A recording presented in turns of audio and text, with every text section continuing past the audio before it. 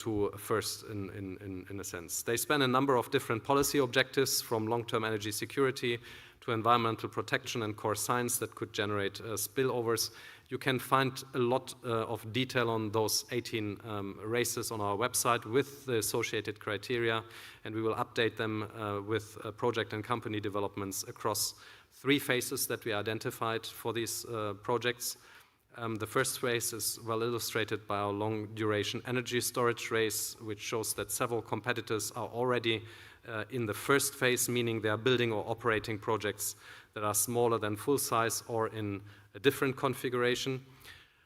Then in other races, we have consortia that have progressed to the second phase, to the phase of raising funds for an announced project that could potentially meet our criteria. In the case of nuclear SMRs, this is the repeat deployment in different countries. And then when it comes to that third phase, steel is a good example, where there are already 3 projects in construction around the world that have the potential to win the race in the coming years. And if they do so, the technology area will have passed through a key scale-up bottleneck that is essential if the technology is to have a broader impact on energy and emissions. With that, thank you very much for the attention, and back to you, Akshat, now from your seat at the table. Thank you.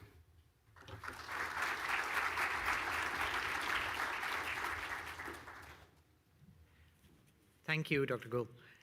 So I think there's a lot of ideas that we can start to talk about, but we need a few more before we can bring in discussion. So let me have 2 speakers who have prepared remarks for us before I open the floor for discussion.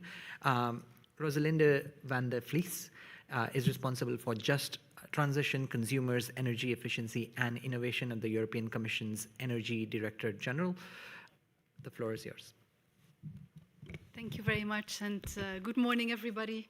It's a real pleasure to be here today in the beautiful city of Toronto, and congratulations to the Blue Jays. And I can only conclude that, you know, the IEA logo has the blue of your baseball club, and this cannot be a coincidence that we are here today in Toronto. So it's a pleasure to kick off with a few remarks from the European Commission, and I would like to start a bit with the policy context that I think is very much aligned with what we also heard earlier today from the Canadian Minister.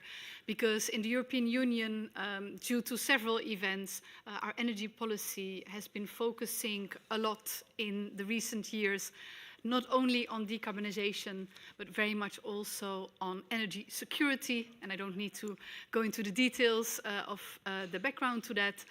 And next to energy security, also on the affordability of energy. Affordability of energy, which is a big concern, not only for our European industries, but also for our European citizens. So looking at the impact of this changing policy context with much more focus on the security and affordability, also for innovation, it is very clear that there are 2 objectives that we are facing now with the innovation in the European Union. The first one is to attract massive investments to innovation and to the development of innovative solutions. Massive investments not only from the public sector, but also from the private sector. And there, when we look at our European investments in research and developments, we can see that we are 2.3% of GDP below of the investments that are happening on research and developments in other regions of the world. And we are particularly lagging behind in Europe by attracting private investments in research and innovation. So in order to fill that gap, we are developing a clean energy investment strategy that aims to really mobilize, in particular, these private investment flows to our priorities of investing in innovation. And earlier this year, we also adopted a specific strategy that is focusing on European startups and scale-ups, where we really would like to stimulate an innovation-friendly environment for, in particular, startups and scale-ups to come to the European Union and to stay in the European Union to develop innovative solutions. So On the priorities that we are having at the European Union when it comes to energy innovation, let me highlight 5 of them. We are targeting our public European investments towards clean tech manufacturing, where we have identified priorities in our so-called Net Zero Industry Act. The second priority that we have identified is innovations in grids, system integration and flexibility. Our third priority is to scale up renewable energies. Our fourth priority is looking into the energy efficiency of buildings and the electrification of the mobility sector and the building sector. And our last priority is looking into digitalization and artificial intelligence.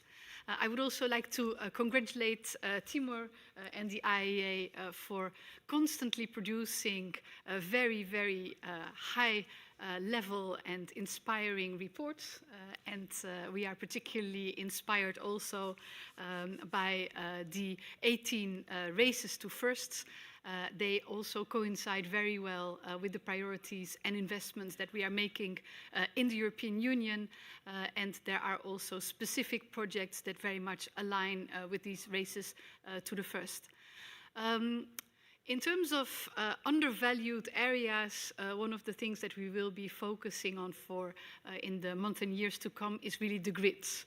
And we have really identified the grids as a major bottleneck in the European Union.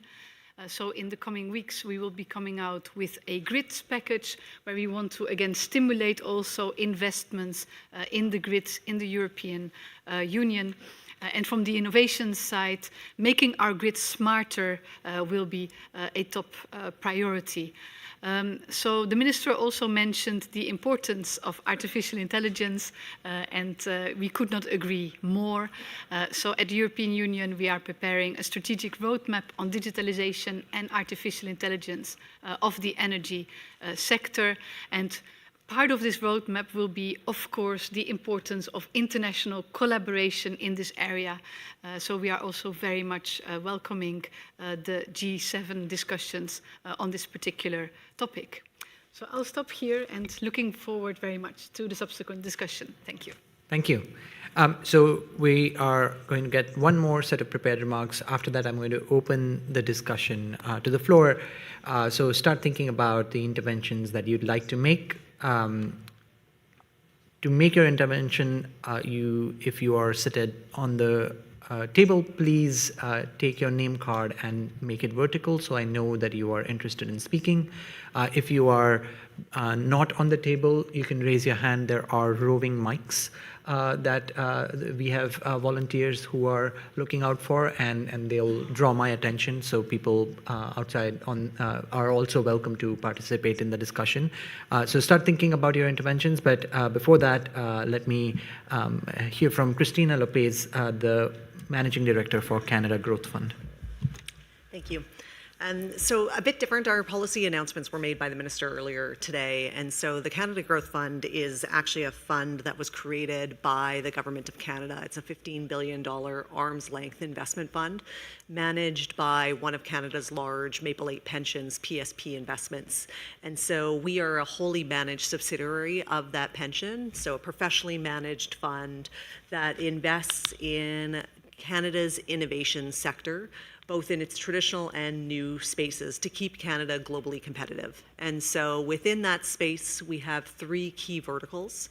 The first vertical is projects, second is clean tech, and the third is low carbon supply chains. To date, over the past 2 years, we've committed $4.75 billion Canadian within those 3 verticals. Projects now makes up about $3.72 of that $1 billion, with the most recent announcement that was just made last week with an investment of $2 billion into the Darlington new nuclear project, which is the SMRs that are being constructed here in Ontario. Apparently I'm supposed to say go Blue Jays. I'm from Alberta. And so that is an example of catalyzing capital in order to do those races to first that were spoken about. The second is clean tech. We have a portfolio company sitting in the room, Ever Technologies, which is actually the first deployment of capital by the Canada Growth Fund, which is a geothermal technology company actually building a project in Germany. So shows that collaboration across borders as well, building technology in Canada, exporting that technology around the world. And so within that vertical, we have 3 streams of investments. We do direct investments, as we did with Ever, as well as others. We have fund level investments where we invest in funds, and then with those fund level investments, we will participate in co-invests. And we just completed our first co-investment, which was in a windows framing company based in Vancouver. And the last one is low carbon supply chains. This is really to catalyze the abundance of natural resources that Canada has been blessed with. And that is our newest vertical. We've made 2 investments in that space, one in an upstream graphite mine in Quebec, and the other in a zinc and copper mine in Saskatchewan. And so those are actually direct investments into public companies, where again, we are catalyzing external capital. So this really is a fund that has been designed for that critical missing middle that John Stackhouse was mentioning earlier today, and really being able to bridge that gap and have the patience that is required and the patient capital that is required in order to catalyze projects across Canada, but also the innovation that can be exported around the globe by Canadian innovators. So within that, it is looking at creative financial structures. We'll invest across the capital stack, equity, debt, structured products, and really, again, the mandate is innovation and catalyzation and that missing middle, which I'm thinking of probably address a lot today through various conversations. Wonderful. So the floor is open now. Just a reminder that your contributions are going to feed into directly the ministerial conversations happening at the G7 tomorrow. So what you say will have immediate impact. But throughout the day, we've had a chance to touch on new technologies. We've had a chance to touch on what are the difficulties in scaling up those technologies, what type of financial routes are available for bringing these technologies on board. And yeah, I'd welcome remarks from anybody on any of those topics, but also any other ideas that you would like to share with the room.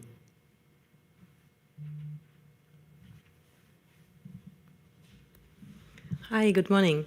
My name is Inga Petersen. I represent the Global Battery Alliance, and I have a question for the colleague from the European Commission.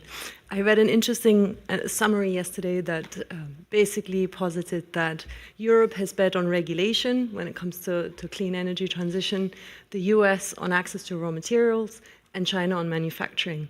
I'm just wondering if the EU really wants to double down on building capacity and ramping up manufacturing for clean energy technologies. Does that inevitably come at the cost of deregulation, or can we maintain that focus on sustainability regulations while also ramping up investment in manufacturing and that capacity? Thank you. Thank you very much, and very, very timely and very good question. I think it's very clear that at the moment the European Union is focusing very much on competitiveness. So we are transforming our green agenda also into a competitiveness agenda. And one of the things that we have heard from companies is that we have too many rules inside the European Union, we are too bureaucratic, and it's too complicated for the companies. So we have started with an agenda on simplification of our regulatory environment in order to attract and keep businesses inside the European Union. Now, there's a lot of confusion around this exercise of regulatory simplification, where there's a lot of fear from many companies that this regulatory simplification will also lead to deregulation.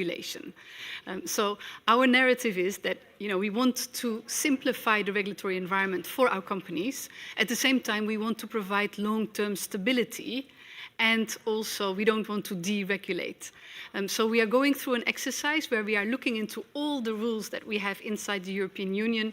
We are looking into simplification potential, and then we are proposing what we call in our administrative world omnibuses of regulatory simplification, with the idea to make the rules simpler for our businesses, to to also attract new businesses to the European Union. And I mentioned the Scale-Up Fund that we are establishing as part of the Startup and Scale-Up strategy. This is really a strategy to welcome innovators and young companies to come to the European Union. But the idea of the exercise is not that we want to deregulate. So we want to keep our ambition, but we want to make the rules less bureaucratic and simpler for the businesses in order to strengthen the competitiveness. The Net Zero Industry Act, to mention an example, is one of the legislative measures that we have taken to simplify the lives of the businesses and bring them to the European Union. Can I ask a follow-up question? So if we bring it to a little bit more specific, what lessons do you think the European Union and the European Commission has taken from what happened with Northvolt?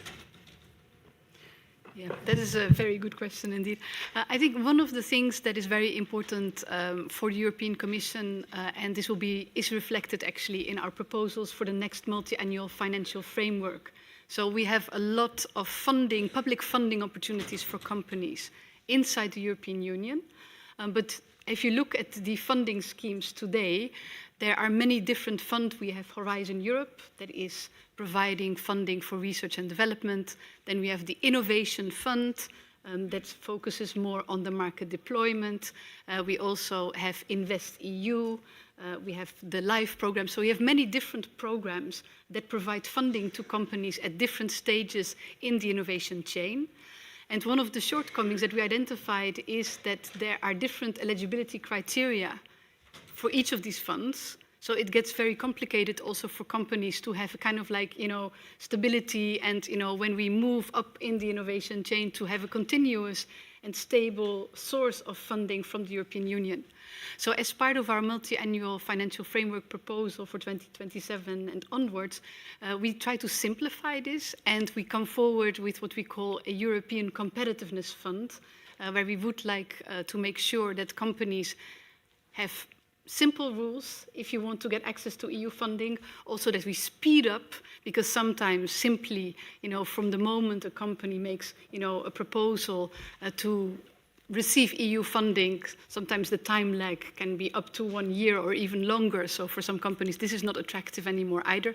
So we want to simplify and really speed up and have like one-stop shop for the companies so that we can make sure that we can provide a framework that covers the entire innovation chain. I think one of the big lessons we learned is that in European Union, we are great in science. So we are basically a scientific powerhouse, but we're not really good at reaping the commercial benefits of the science that we have developed. So this is a big challenge that we hope to address in our next multi-annual financial framework. And one more follow-up on that, which is, so if you look at what happened with Northvolt is, they had to import a lot of technology either coming from South Korea or from China, especially on equipment manufacturing, so battery equipment manufacturing. A lot of it did come from South Korea and China. Timur's chart there showed very clearly how China is now on, at least in patents, showing a level of innovation that surpasses those of many of the Western countries' past performances.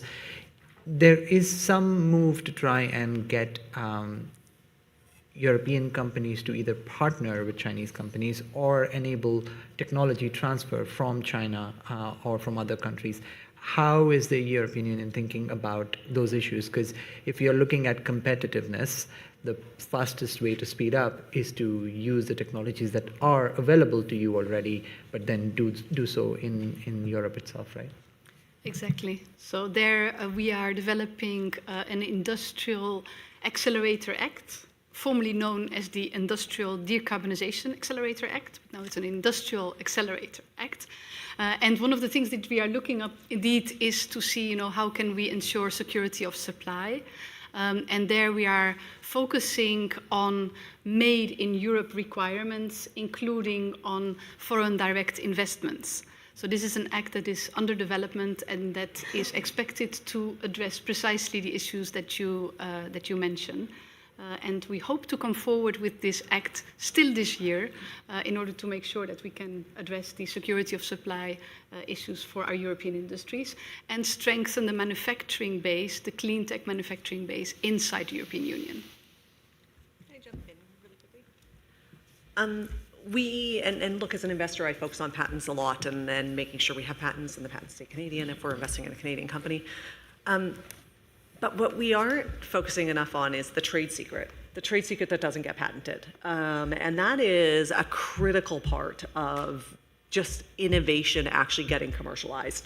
A patent is a piece of paper which protects your innovation, but people will have small tweaks to that and then suddenly they patent that. The trade secret really is that like, for lack of a better word, it's the secret sauce. And we transferred a lot of that knowledge in the manufacturing base when we seeded sort of back manufacturing excellence to the Asian world, which is something that they have then taken and really improved on. And it's now we need to sort of learn some of these trade secrets back. So it's not just using like Chinese technology to accelerate it, it's actually going to be training our people with that new technology as well and learning some of these trade secrets. And do you have examples of where that is already happening? Well, the example was Northvolt. It was a great example of that, right? And not utilizing that in the same way. So we're going to continue to be able to see that. If I may quickly jump in there, I mean, we had under our current Horizon Europe program, we have an opportunity to object to technology transfer. But this objection has been rarely used. So we have basically consortia of companies that we are funding, and then if we see that the knowledge is being transferred outside of the European Union, there is an opportunity to object to that. And I think this is something that, you know, a tool, I mean, we have it on paper, but in practice it is only exceptionally applied. And I think this is also something that, you know, we need to look into to really see how we are going to protect that. So I fully agree with your comment there. Well, I wanted to ask you a question on nuclear. So, you know, there is a, I would say, renaissance in interest in nuclear. And that's been driven by partly because of electricity demand growth. You know, we're hearing deals now, I would say, every other week about either nuclear plant being new nuclear plant being considered or an old nuclear plant being reopened. SMRs are one of the ways in which new nuclear could come to bear, and you've funded this $2 billion worth of SMRs that are supposed to be built in Canada. You know, when they do get built, they would be the first SMR in Western countries. So current commercial SMRs for domestic use are in Russia and in China. And we also know from history that China has been able to scale up nuclear much faster, just traditional nuclear. So what is it that SMRs need to have the same sort of momentum in innovation to actually deliver on their promise? Policy. That's it. It is how quickly can you get approvals in place. Ontario, to their credit, is a nuclear producing province already. And I was at a conference, a Bloomberg conference actually in April, and they referred to the approvals that were taken and the way that Ontario has addressed nuclear as being lightning speed in the policy approvals. And so that if you are going to accelerate nuclear, you just need a, now, no one's saying that at the expense of safety. And so nuclear, obviously, safety is a critical element in that plate, in sort of getting nuclear built. But policy is going to be critically important. And then beyond that, now it's going to be fuel as well, right? And so Canada is really blessed with a very large, high-quality uranium resource. And so even getting the approvals in place to be able to extract the uranium and then produce fuel is critically important. So I see we've got interest. I'll just go in this order because it's easier. But can I start there, please? Introduce yourself and then make your intervention. Thank you. I have a comment and a quick question. I hope that's okay. Okay. Hello, everyone. I'm Sarah Jordan. I'm an associate professor at McGill University. First, I wanted to start by saying thank you for all the excellent presentations. It's great to see all the new innovators and all the research that's going on at the International Energy Agency. What I did note, and also building on the comment of SMR and from the announcements this morning, I feel like there's a huge underemphasized opportunity for creative cross-sectoral innovation in all of the key topic areas that we are addressing. For example, this morning we saw deployment of CDR for nickel mining and that innovation being enabled by that particular sector. In 2024, we held a battery circularity workshop at McGill, so addressing critical mineral issues, where we brought together leaders from Canada, the United States, and Europe. So I'm hoping that there will be some comments as well from Europe, being real leaders in the area of waste management from batteries. But among the key solutions that we determined was not only recycling and repurposing, but looking for some of these integrated opportunities like vehicle to grid. For critical materials and many of the other areas, I really feel like there's this need, much like decarbonization, for a portfolio approach where we're taking all opportunities at once to ensure that we really capitalize on them where possible. But we need to also acknowledge major challenges in circularity, also with grid integration, the European Commission's comments, and also from the innovators on the panel. So battery circularity, for example, includes 10 Rs and a lot of different options, from design for disassembly to lifetime extension. And so when we think about fully realizing opportunities, we need to realize those real limitations, like inverter loading for vehicle to grid, for example, or safety. That's something we often think it's really easy to repurpose. So I wanted to bring this up as a really important aspect that we need to think about, where we have to, in order to fully realize these opportunities, we need to think through standards as guidelines for safety and other aspects, but also regulations such that we're not inhibiting, we're enabling policy. And that, in my view, something that can help really support the advancement of innovation through deployment, because sometimes we miss the systems integration piece very easily, and that part is so critical. Thank you. Next. Thank you very much. My name is Torben Norgard. I represent an organization called Mørs Mc-Kinney Møller Center for Zero Carbon Shipping. A comment to Mr. Stackhouse' presentation, and at the end, I would appreciate if Cristina Lopez, if you could reflect a little bit. It's on the topic of making capital available for these innovative technologies that are required for driving low-emission energy systems forward.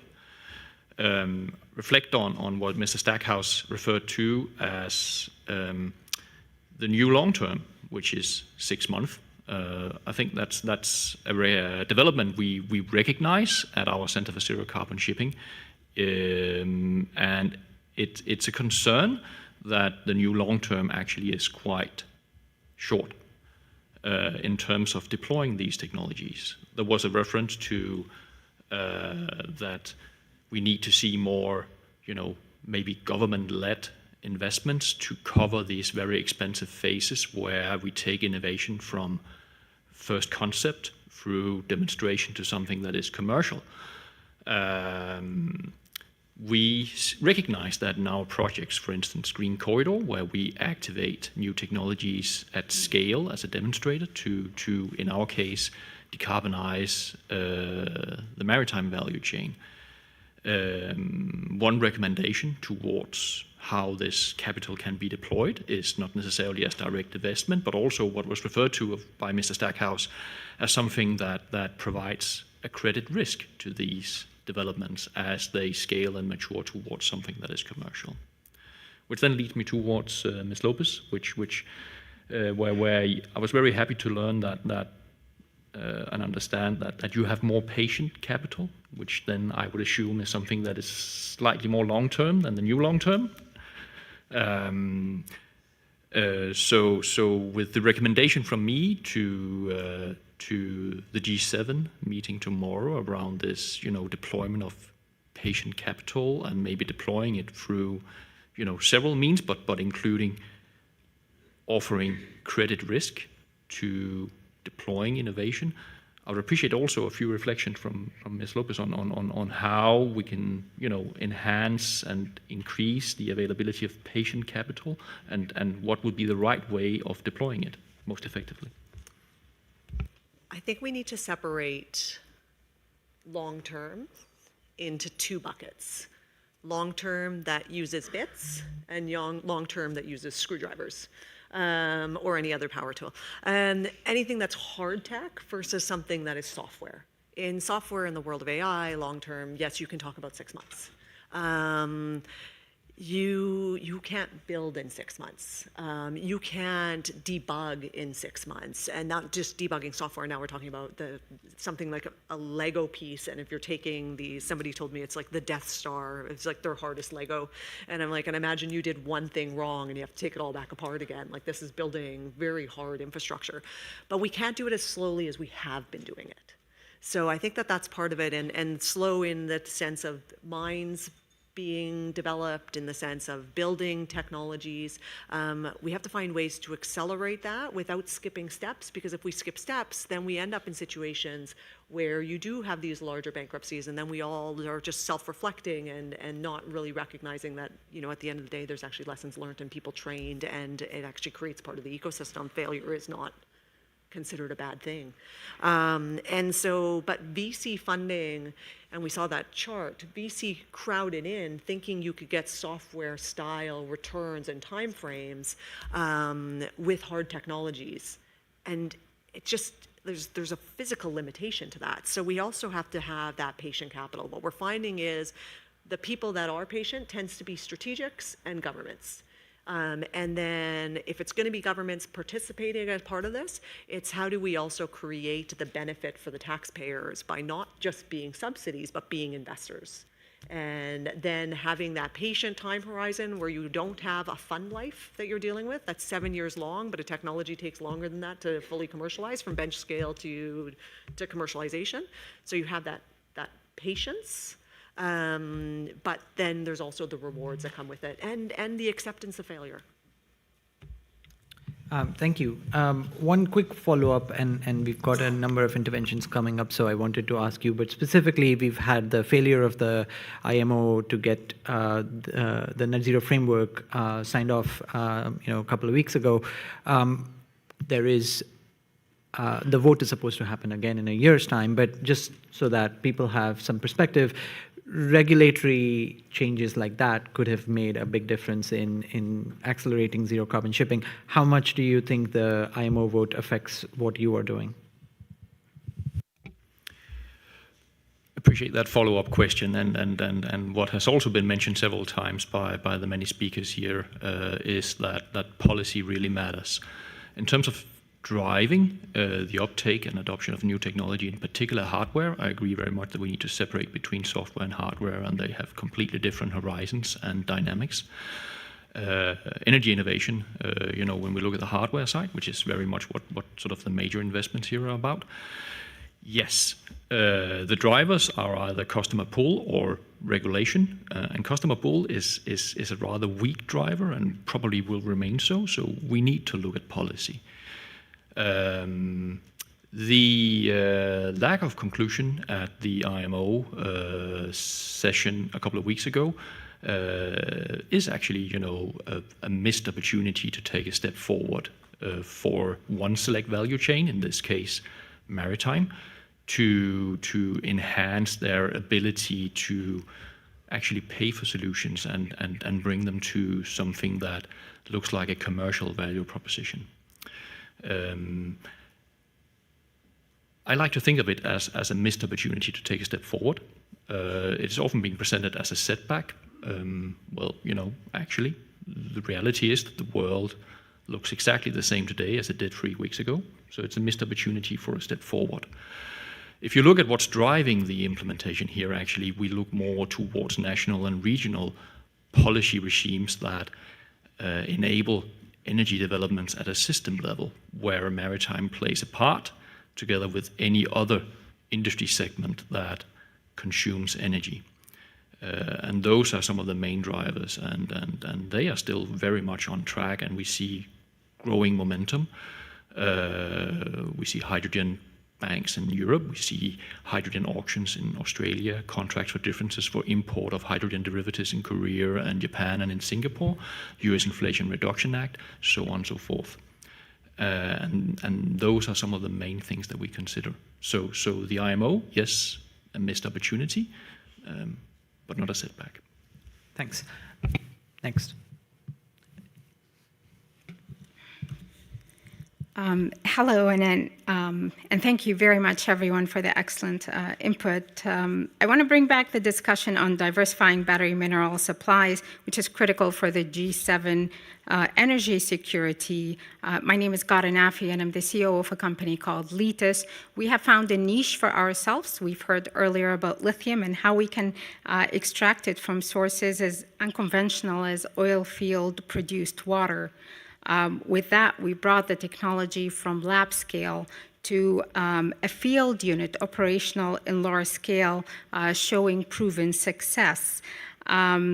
This technology unlocks entirely new low concentration domestic sources in Canada, in the US, and in Europe, where you typically see low concentrations. And what we're looking at and what we're thinking is there appears to be a gap in funding opportunities between projects that may be perceived to be more advanced and less funding for new technologies or innovation that maybe are not perceived so. This risk aversion is pronounced, especially when speaking to private investors or to VCs, and it's an area where we need to find a way where governments can embrace all new technology that have reasonable chance of success.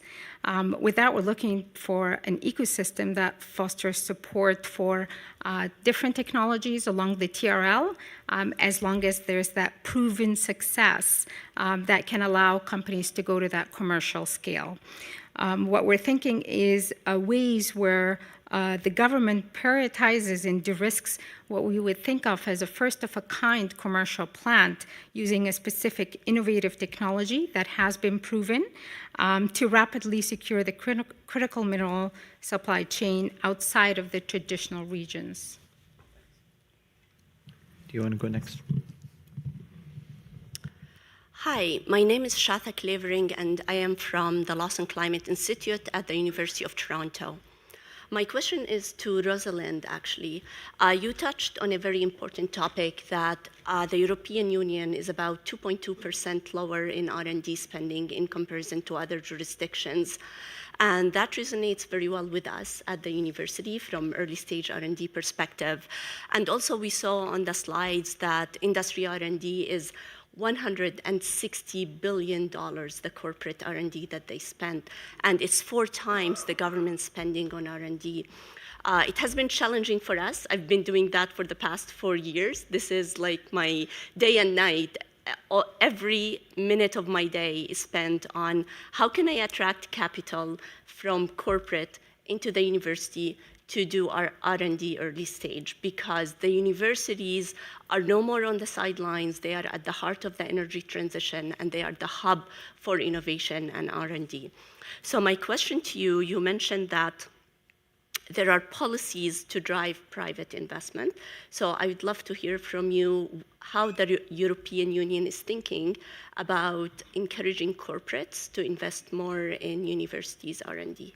Thank you. Thank you very much for that question. And indeed, I mean, we had set actually as an objective in the European Union to invest 3% of GDP in R&D. So this is the objective we have, but as I said, we are still at 2.3%. So in order to attract more private investments also in universities, one of the tools that we have been successfully using are European partnerships, where we are bringing together the universities and companies and the European Commission into a partnership around specific topics. And there we can see that these partnerships have been working really well in order to bring the different actors together. So this is one of the tools that we will continue also to use in the future. And then I mentioned the new fund that will be set up. This is the Scale Up Europe Fund, but there we will be mainly focusing on stimulating private investors and pairing them with institutional investors like the European Investment Bank. But this is really to bring the startup and scale-ups to the European Union. But I think in the new setup in the next MFF, we will continue with Horizon Europe, because of course we are talking here about the lower TRL investments. And there I think the partnerships that are established under the Horizon Europe program are probably one of the most successful tools to bring together the universities with the companies in order to invest jointly. Thank you. I see there are 9 people who want to speak, and we have about 15 minutes. So I'm going to take them on, but if you can keep your remarks brief, that would be helpful. Maybe we can start from the far end there. Yes, thank you. My name is Johanna, and I represent the IETS TCP, one of the TCPs of the IAA. Thank you very much for today. It's been very interesting, and also thank you very much for the report on state of energy innovation. I think that's a really good basis where we can use as a discussion going further. I would like to highlight the fact that we see that with all this, not only energy innovation, but innovation in general, many of the new technologies and solutions that we see emerging are cross-cutting, and they create industrial convergence or industrial merge-up. And we have many examples, not least in the bio-based industries, where we can question if biorefineries are a part of the refinery industry, the chemical process industry, the energy sector, or the pulp and paper industry, or maybe from the agricultural sector. We can also see those examples with hydrogen and methanol being both chemical commodities and really important for energy innovation and energy transition. And also with CDR and CO2 emission technologies. And what I would like to highlight is that we see that many of those new and emerging companies and technologies, when they go into scaling and emerging the markets, they are, they are faced with challenges due to that the regulatory system is designed for incumbent industries and value chains.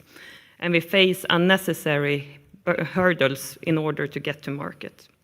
So what I would like to highlight is that I see a need for further discussion on how we can ease and speed up cross-cutting innovation between different sectors and reduce the regulatory hurdles and ease good standards that make it easier for the new cross-cutting technologies to come in place. I would also like to see how we could further develop those analyses that I think that the State of Energy Innovation Report is a really good first step, but if we could also further embrace and show those emergent cross-cutting segments of new industry and innovation. So thank you very much for those discussions, and I look forward to continue. Thank you. Next, the person next to you. Good morning, thank you. My name is John Bucknell. I'm the CEO and founder of Vertisolis Technologies. My planned remarks were not brief, but I will make them brief in recognition of having the other people speak. The energy innovation is a very important topic in a commodity field. I would note that using the EIA's own data, globally we spend about 12% of global GDP on energy alone. And that is in contrast with the periods of large prosperity growth in the 50s, 60s, and 70s, where we are at 2 to 3% of global GDP on energy. So addressing the need for affordable, clean, firm power, we need to reverse the course of what we are planning as far as deployment of new energy technologies, and affordability needs to be a large portion of that. And you might note that globally we're about $75 a megawatt hour in US money on energy, and that target needs to be down around 20, and that's across everything. There are markets globally that are between $350 and $500 a megawatt hour. That's very challenging. You might note Germany in particular has had a challenge around that because of those costs and its impending deindustrialization. So we are a manufacturer of a clean, firm baseload power. It's called Space Solar Power if you want to talk to me later, but I will yield the floor to the next speaker. Thank you. The person next to you. Hi, my name is Brian Foodie. I'm the CEO of Iogen. We're the only company to successfully develop commercial-scale, profitable cellulosic biofuel technology. This is now rolling out at the billion-dollar scale in Brazil.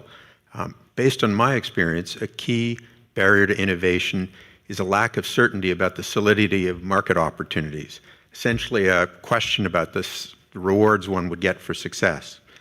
One policy that has worked incredibly well is ambitious mandates for deployment. They've attracted billions of dollars in investment in innovation. Ideally, they'd come with robust safety valves and contracts for difference. As you consider policies to promote innovation, please think about establishing large, robust market signals, because that is the best way to draw private sector money into investments, and the private sector will spread that money around, including to universities. Thank you. I see Korea is, the Korea card is up. Is there the one next to you? No? Okay, you can go next. Yeah, but I don't think I'm Korea. All right, Brian Watson from Cleantech North and the Ontario Cleantech Industry Association. I'll be very brief. I just want to highlight a tool that has been rolled out in Canada that has been showing some good effect recently, which was legislated last June. The Clean Economy Tax Credits referenced by the Minister, CCUS, hydrogen, these are all different tax credits, CCUS, hydrogen, clean technology, so for the deployment of clean technologies, capital cost, and clean technology manufacturing, which also includes the manufacturing of critical materials and minerals and other items for the clean technology ecosystem. These tax credits are, there are some risks, there are some issues in terms of bankability that can be addressed, but they are attracting private capital, and really we're starting to see them drive deployment and adoption of clean technologies at all levels, from data centers to geothermal to CCUS plants. So please consider and take a look at those tax credits. It'd be lovely to see some harmonization across those tax credits, as well as the technologies across the various different regional jurisdictions that are being focused on, and some harmonization of those technologies. Because in Canada, I think the latest standard that we're using is 2019 level of technology that is what is being used at NRCan for those tax credits. So I'll pass the floor. Thank you. Next to you. Yeah. I didn't want to ask a question, but I feel a lot of peer pressure here. So we have Europe and Canada at the table, and my name is Nima Mogimian from Nano Explorer in Montreal. My question for you is, what are some of the interesting ideas and policies that you see in Europe that have worked and you would like to bring to Canada and the other way around? Putting you on the spot here.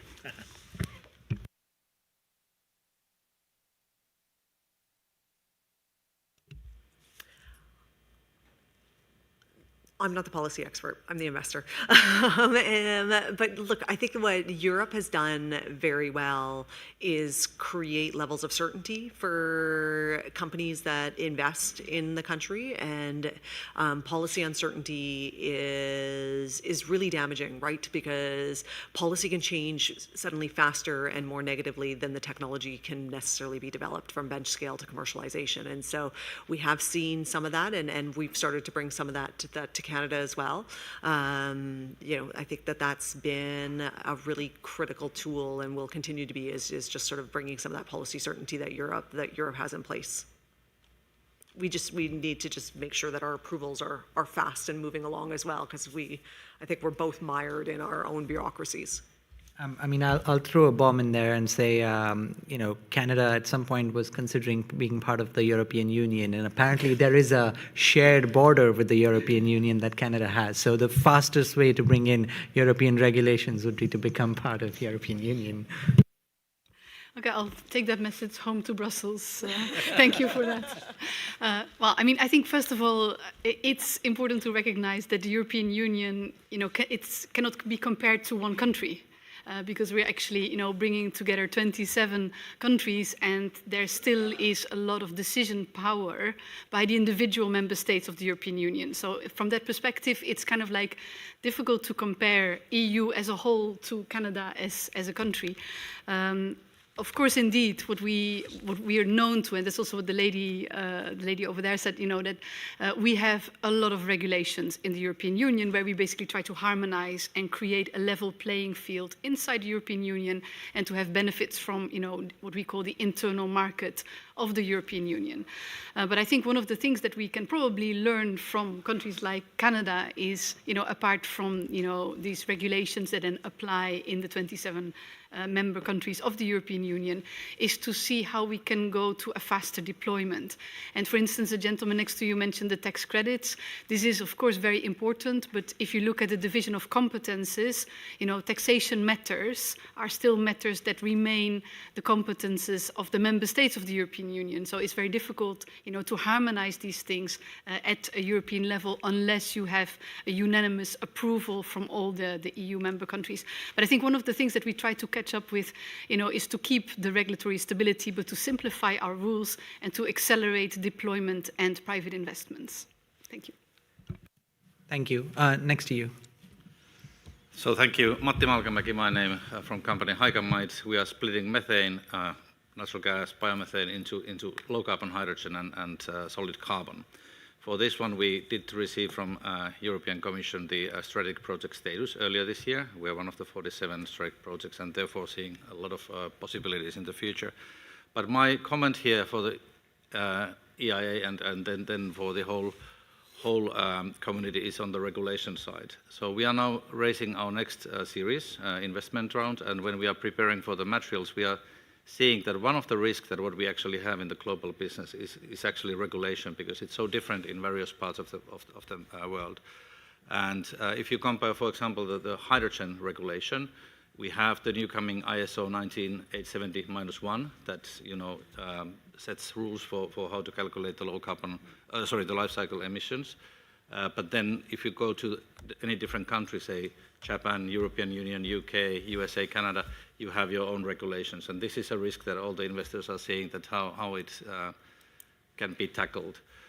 One good example of this risk on the regulation side, on the new, so to say, value chains that was referred here earlier, is that if we are making this kind of graphite production facility in Europe and we are producing actually excess low carbon hydrogen, and somebody wants to make ammonia out of it, then we can do that, but because the new low carbon hydrogen delegated act in Europe that is coming in place states differently, so we can sell that ammonia as a low carbon hydrogen to USA, to UK, to Norway, but not within Europe. So this kind of risks and regulation, I think that this regulation loophole should be somehow looked after by an agency, so that we can see that how we can harmonize this kind of new regulatory issues throughout the whole world. Thanks. Thank you. Your list is becoming longer. Next.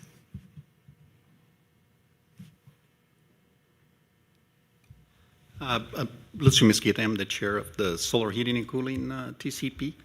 And this is just a call for action. Right? We have 50% of the energy end uses for heating around the world.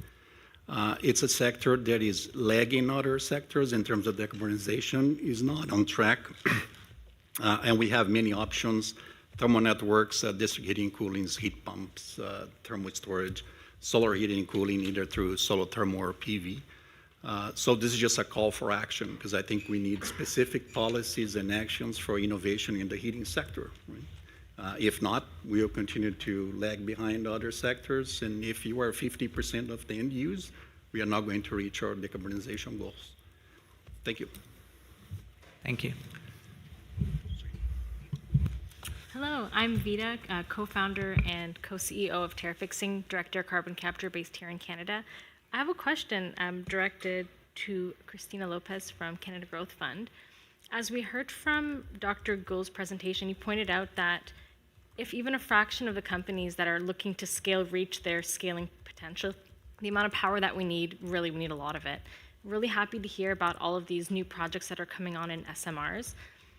Thinking about Canada's far north and how our northern communities are still reliant on diesel and other things, what do you see as being the greatest barriers to us not being able to reach energy independence in the far north? And then on top of that, so once we reach energy independence, then to have that additional power so that we can move projects along, like in carbon capture and other things. What are the greatest barriers that you see that we can bring to the IEA in tomorrow's discussions to help to accelerate us?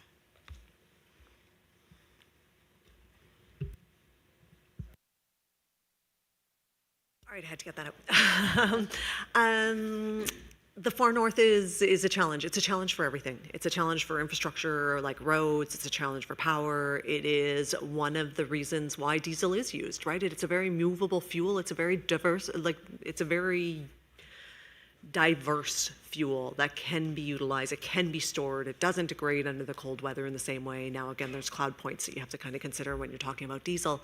And so the decarbonizing of diesel, this is one of the reasons why you really need to look at things like renewable diesels and blending that in to reduce it. There's no silver bullet for every jurisdiction. It's not an area, the far north doesn't get a lot of sun.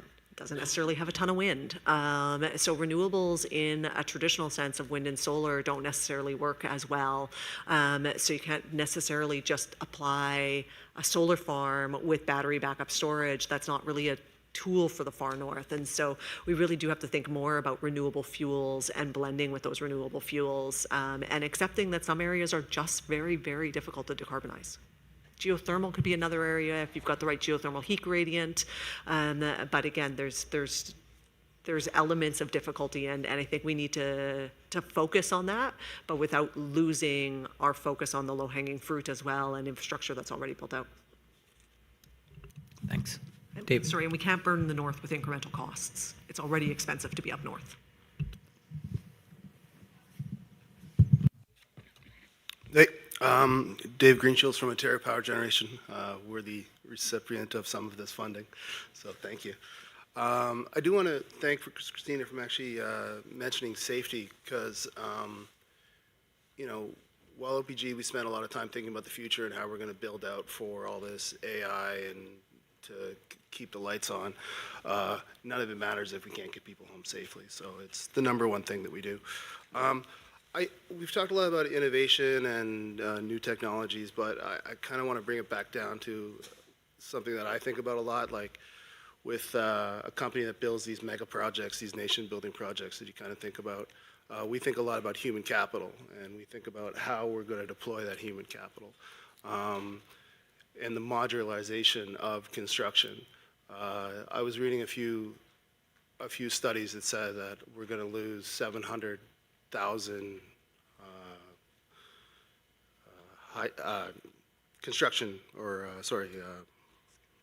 electricians, plumbers, those people, over the next couple of years. We're going to need 1.2 million trade jobs by 2033.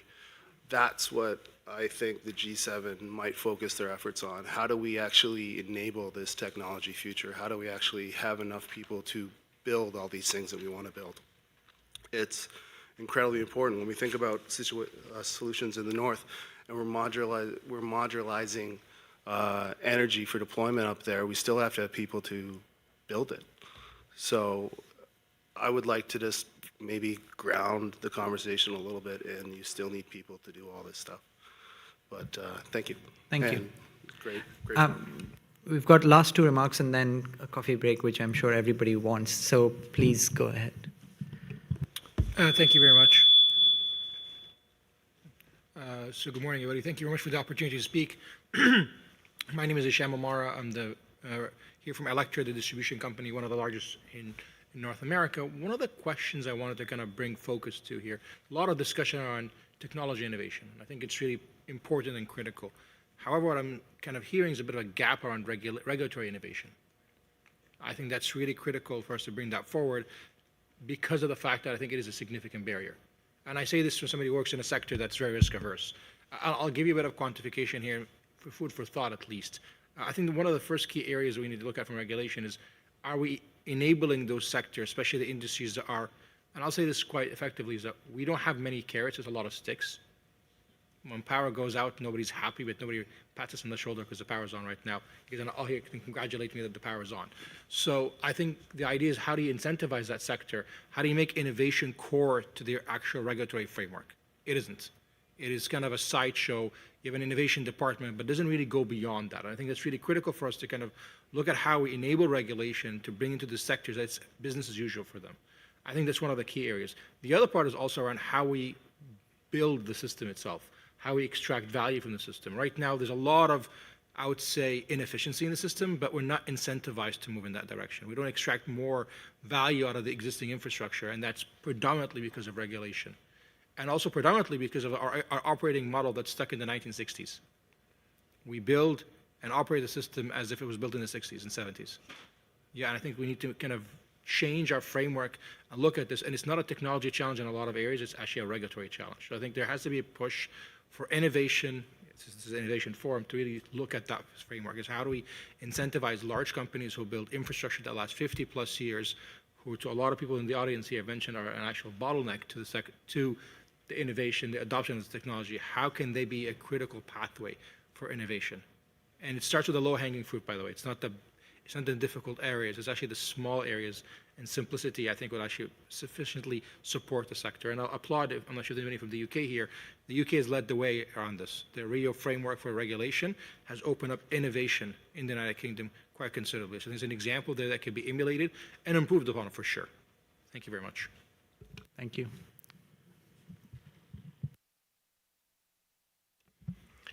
Thank you, Tyler Hamilton from Mars Discovery District here in Toronto. A couple of questions I just wanted to pose, and it's been brought up here in a variety of comments. One is this issue of urgency. Obviously, we need policy to address the urgency of getting technology to market, helping it scale. But related to that, how do we get that policy introduced and executed with a sense of urgency? Speaking from the Canadian experience, I feel like there's a long lag time between stated intentions to policy development, to policy execution, to money out the door. It doesn't move at the pace of innovation, and we work with startups, and those startups can't wait 2-3 years for money to roll out the door.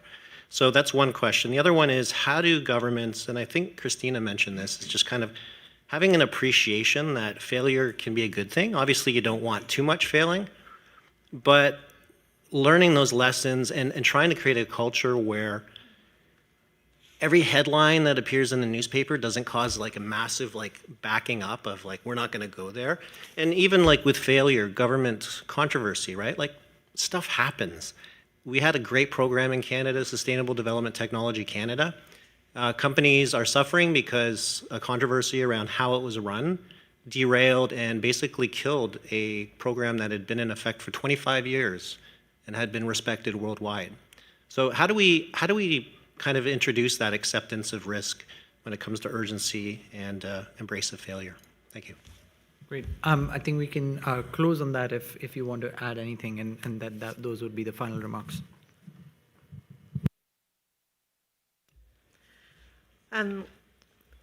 Look, from an investor's lens, again, not the policy creator's lens, when we listen to John Stackhouse speak about 6 months is now a long time in Silicon Valley, we need to bring some of that mentality into how do we advance regulation. And I think we're realizing now more than ever, capital is fungible. And it will move wherever the least barriers are being created for that capital. And I think we're seeing that now. We're seeing that everyone wants that capital. That foreign direct investment is absolutely critical.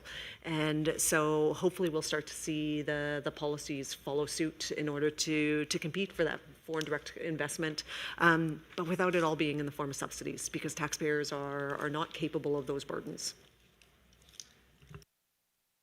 Okay, maybe very quickly, because I see many people longing for a wonderful coffee break. On the regulatory innovation, I think it's a really very important point. Here I wanted to draw the attention that from the European Commission, we are very much promoting the concept of regulatory sandboxes, where basically, at the national level, the national governments would allow innovative companies that would bring a solution to the market to get some free space, so not be hindered by existing rules that may exist that would hamper actually bringing the innovation to the market. So I think this is something that we attach big importance to, in particular when it comes to bringing energy innovations to the market. Then on the acceleration, again, what we are focusing on, for instance, is encouraging member states to reduce permitting periods. I think this is a very big on our European agenda, so to really be able to speed up. And I would also like to pick up on the point by the gentleman on the human capital. I think that is indeed very, very important that we also take this into consideration. One of the things that we have been proposing at the European level in the Net Zero Industry Act is to establish academies in different energy technologies in order to make sure that we have the skilled workforce also for the future. But I do think that it's a very important point that should be addressed internationally. And for the rest, I bring a long list with me back to Brussels. So I would like to thank everybody for great interventions and for the energy and inspiration in this morning debate. Thank you. Thank you. We'll have the session 3 starting at 11:30, so you've got 5 minutes to get your coffee. You're a very strict moderator, are you sure? Oh.